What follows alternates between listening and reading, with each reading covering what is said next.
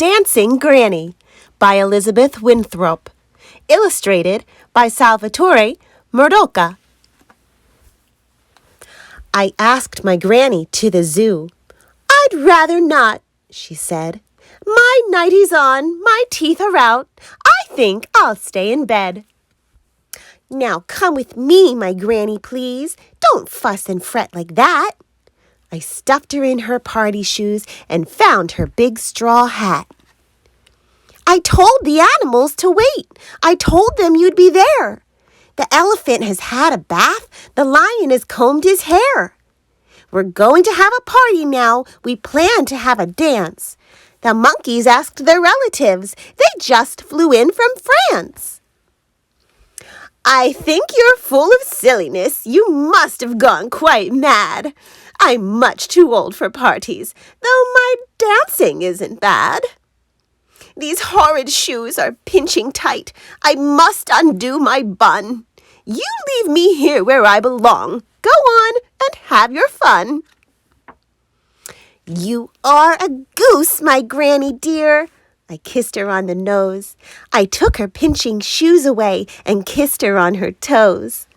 I put her purple sneakers on, the ones she loves to wear. I washed her face and trimmed her nails and brushed her long gray hair. I took my granny to the zoo, her hand all curled in mine. The whistle blew, the bright flags flew, her eyes began to shine. "At last!" they cried when we arrived. The monkeys climbed the gate. The snakes and tigers tangled up. The ostrich growled, "You're late!" The bear waltzed up to Granny then. He whispered in her ear, "Pleased to meet you. Glad to know you. Happy that you're here." He took a hold of Granny's hand and led us through the crowd. The parrot squawked, the hippo hopped, the rhino stamped and bowed. The cage doors all flew open when the band began to play. The lion blew his big brass horn. Granny began to sway. The bear asked, "May I have this dance?" He led her to the floor. He picked her up and twirled her round, then twirled her around once more.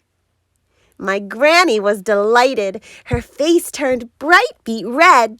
She leapt and jumped and she kicked her heels. She twice stood on her head. 6 silly monkeys waltzed with her. The snake curled round her shoes. She danced with each and every one to jazz and swing and blues. At last the party was over. We fell down in a heap. The lion put his horn away. The ostrich went to sleep. The bear took Granny by her arm. He led her to the train. The others lined up side by side to wave goodbye again. "You'll come again. You won't forget?" the eager bear called out. She shut her eyes, she pursed her lips and kissed him on his snout. The train rocked back and forth that night. I took a little nap. My shoes were off, my eyes were closed, my head in Granny's lap.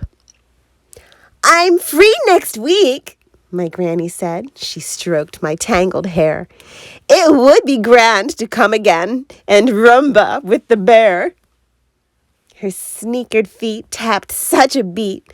She sang a silly tune of dancing pears and handsome bears under the silver moon. Dancing Granny by Elizabeth Winthrop. Thanks for reading with me today. Let's read another book.